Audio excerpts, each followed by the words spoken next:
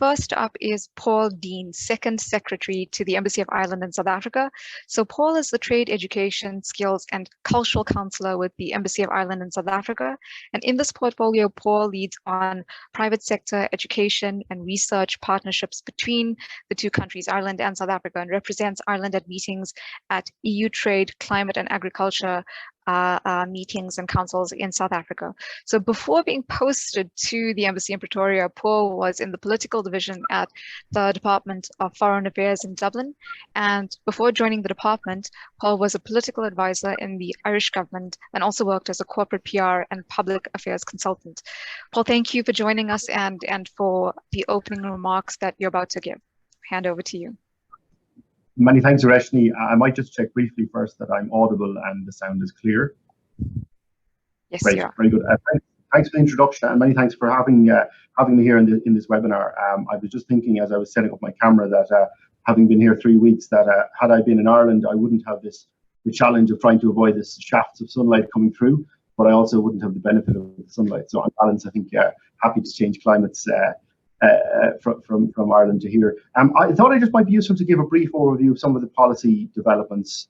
John has already mentioned COP26, just to kind of lay the context before other speakers go into more detail on some of the more business-focused aspects.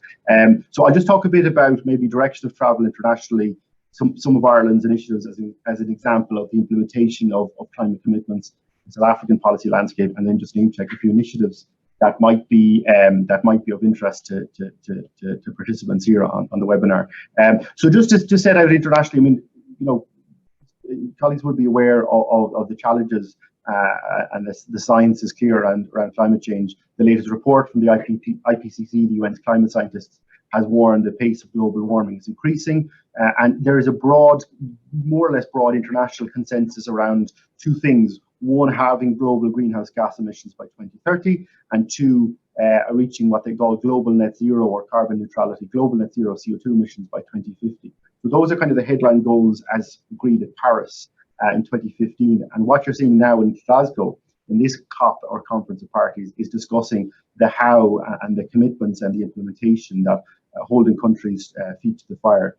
And what you're also hearing about at the moment is a phrase called just energy transition.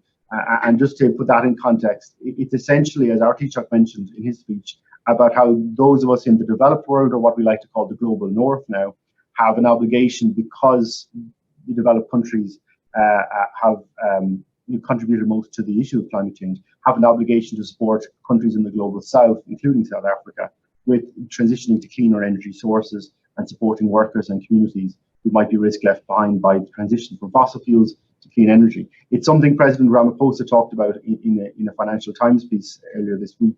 And also this week, an interesting and important announcement was on behalf of a number of countries, France, Germany, UK, US and the EU, of what they call International Just Energy Transition Partnership.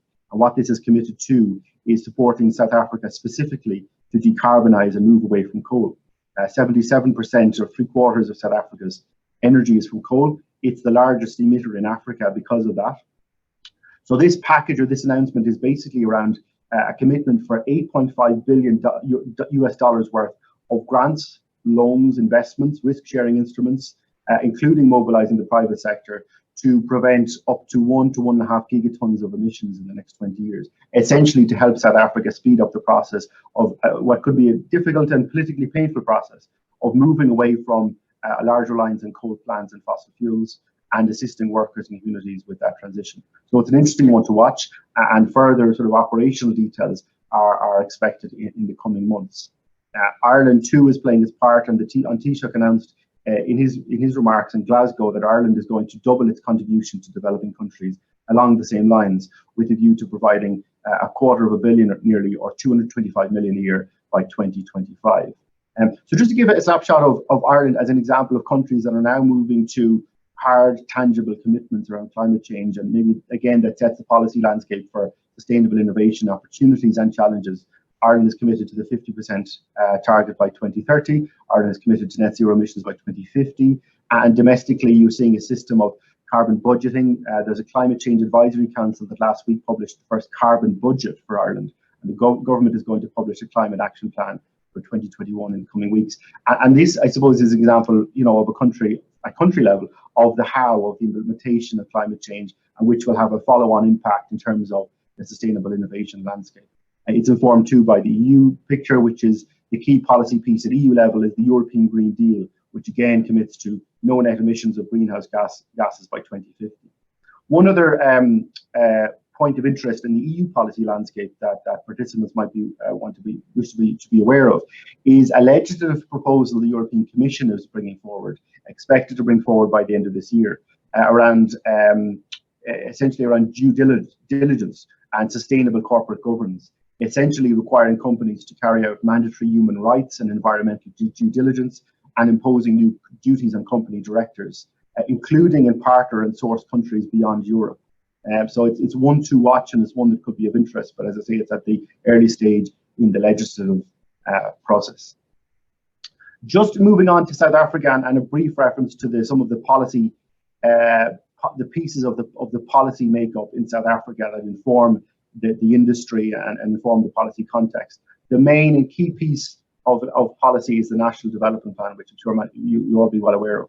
It sets out the overall direction of travel for South Africa up to 2030. And on sustainable innovation, particularly, points of interest are that it targets the green economy and digital technology sectors as being areas where there's potential growth and employment for South Africa. It acknowledges the need to shift away from carbon-intensive production, and that speaks to the 8.5 billion package that the European countries have provided. And it aims for 1/10 of South Africa's power supply to be met by what it calls off-grid technologies by 2030. There are two other specific policy pieces that are of interest in this area in South Africa. The REIPPP, as it's called, the Renewable Energy Independent Power Producer Program, essentially which allows for the government and public sector to contract with private power producers, including foreign producers, to supply energy to the national grid, which is obviously an ongoing challenge, particularly here. And obviously that presents potential opportunities for private sector investment, albeit the policy has a focus on localization and preferential procurement, giving preference to local suppliers and companies, but as well as foreign participation through investment. While there had not been a significant amount of progress on this policy recently, in March of this year, there was a new window launched with 5 more requests for proposals in the specific areas of onshore wind and solar PV. And the last piece of the policy network in South African context is the Integrated Resource Plan, which again talks about the electricity infrastructure and how a mix of energy is required, and again reinforces the need for renewables as well as gas to meet electricity demand. We had interacted with an economic consultant company who again spoke about how coming out of these policies, what emerges is opportunities in the renewable energy space, particularly in the wind and photovoltaic systems.